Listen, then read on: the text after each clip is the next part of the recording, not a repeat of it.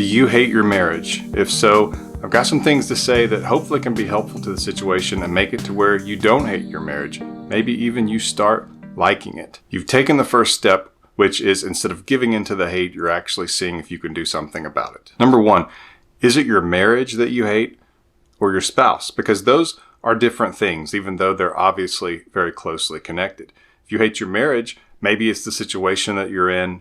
Maybe it's how the two of you interact. It could even be your in-laws, your extended family, or the family that you have together, and the situations that come up. Maybe you don't handle stress well together. I'm going to get into that more later in this video, but remember that it could be not your marriage that you hate, but your spouse, in which case I'm going to be talking about lots of those things anyway. But if it is your spouse and there's resentment and there needs to be forgiveness and grace, then that's something I have some tips on as we continue through these steps. But keep in mind that it's not best to make your marriage and your spouse as though they are one and the same thing, because they're not. Number two, which addresses some of what I talked about in number one, which is, what is your time like together?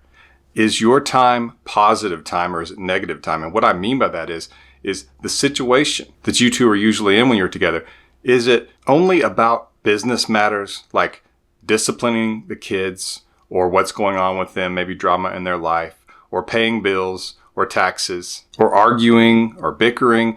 What is it like usually between the two of you? And oftentimes you might think that that's because of the dynamic that you have together, but it can be simply how things are framed and how things are planned. So for example, oftentimes couples who commit to positive interaction, that means even if it's simple, even if it's only 2 minutes, that you are going to make sure that the interaction is positive. Maybe you compliment your spouse, you thank them for something, you tell them you're looking forward to something, like maybe a trip that you're taking, which you should definitely be doing those.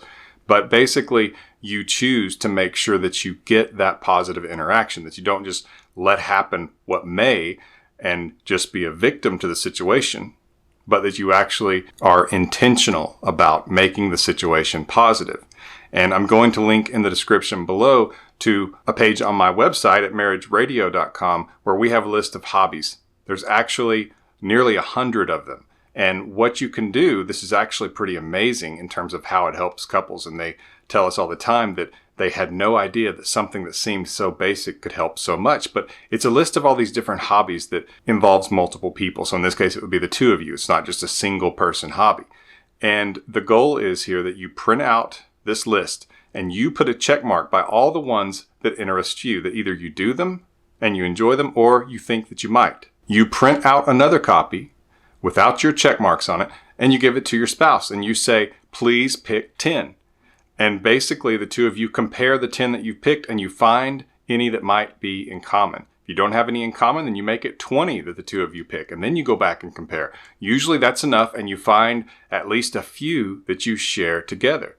Then you decide you are going to do those things together because you already enjoy them. Maybe one of you is already doing them and you start doing them together. It's actually, as basic as it sounds, it can be a tremendous help to your marriage. The bonding that happens when you're playing together or you're passionate about something that you're doing is incredible. It builds companionship, intimacy, and a simple fondness of the other person because you're sharing in this passion, you're having fun. You might even show the other person how to do something and they show you things. It can be a terrific thing. And you want to have a hobby, at least one that you do with your spouse so that you two can be playmates, you can have fun together, and you can start logging some positive time together so that you can look back at those things. And it's pretty incredible how it will turn around how the two of you treat each other and view your time together. Take it seriously. Really try that. Before I get to number 3, get my free mini course on saving a marriage. The link is in the description below, or you can go to myexbackcoach.com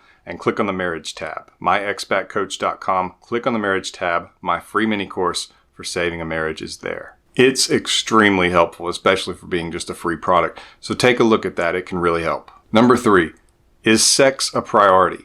And a lot of times people will say, well, because I'm upset at my spouse, or we're not having a good point in our marriage, or we're not close, we don't have a lot of sex. But it actually is one of those things where sex itself helps you feel so much closer. It bonds the two of you. As a matter of fact, the chemicals that two people produce while having sex, the woman produces a lot of something called oxytocin. The man produces oxytocin, but he also produces vasopressin, which is actually something that makes him feel kind of possessive, like you're his. He's protective when he feels that, when that chemical's there, and it actually kind of trains his mind in many ways. That's one of the reasons that men sometimes will become possessive and protective over someone that they love. And so these chemicals actually connect you to each other, because when you are around each other, you start producing these chemicals even when you're not having sex. You just produce them at very high levels when you are.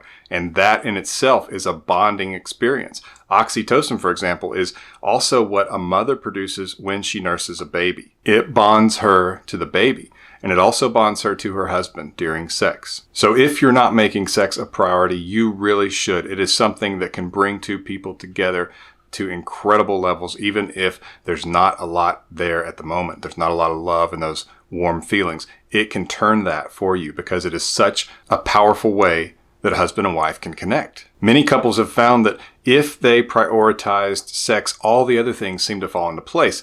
And I know that that might sound kind of shallow, but it's difficult to argue and be upset at someone that you're having a lot of sex with and both of you are working hard to please the other. And so then in turn, you're being pleased and you have this great experience together. It will make you feel closer, and all these other things will become easier as well. It's part of the recipe here, but take it very seriously. Number 4, is your focus right?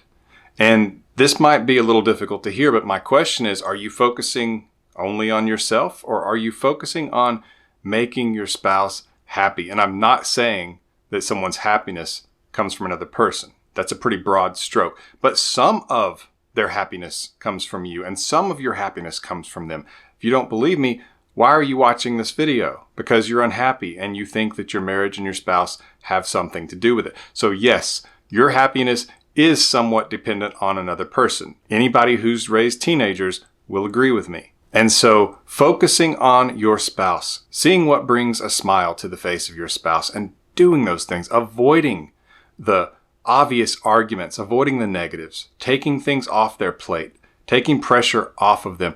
You should both be doing this for each other. But when you focus on them and they focus on you, you help each other out. And it's so much easier to focus on someone else than yourself, because you actually weren't designed internally to focus only on yourself. That's why have you learned that other people's happiness can bring you happiness?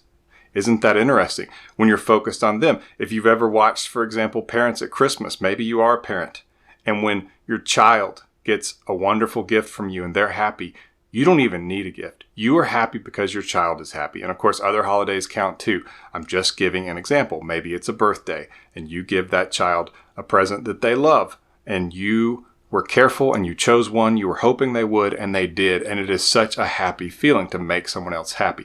And that's what you want in your marriage. And you may say, well, my spouse doesn't care anything about making me happy. Remember, what you can control is you. And so if you do some of these other things and then you implement focusing on doing what you can to make them happy, it might just surprise you how they in turn will start doing things they know make you happy, because it can feel awkward, especially when you're an adult and you have some maturity and someone else is doing wonderful things for you. You can feel awkward when you're not doing wonderful things for them as well. That's kind of natural, and it will often correct behavior. Number 5, the importance of peace. And this connects some to the previous point, in that if you focus on being peace for your spouse, so for example, the rest of the world is challenging, is difficult, is stressful. And if you commit to being peace for your spouse, and if they commit to being peace for you, that's where wonderful marriages are made, because the rest of the world is going to be so challenging. And what we need from our spouse is safe harbor. We need someone to come home to find that peace, that relaxation, where the load is just off of our chest, off of our shoulders. And you may have heard me say this in another video, but there's a lot of bad advice out there because people think that it sounds so good. And that is, I want somebody who challenges me. You should challenge your spouse. No, you shouldn't. The world's going to challenge them. They are going to challenge themselves.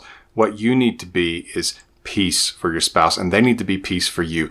That is what the recipe is for a relationship that can last. Relationships that bicker and argue and seem to just add more weight to your chest and to the plate that you have to deal with, that's where we see marriages fail. That's what you don't want. You want to be peace. You want to have a peaceful home together. You want to be the oasis in the desert, the eye of the hurricane, their source of peace. And if you can make that your number one goal, you will be amazed at how your marriage will turn around.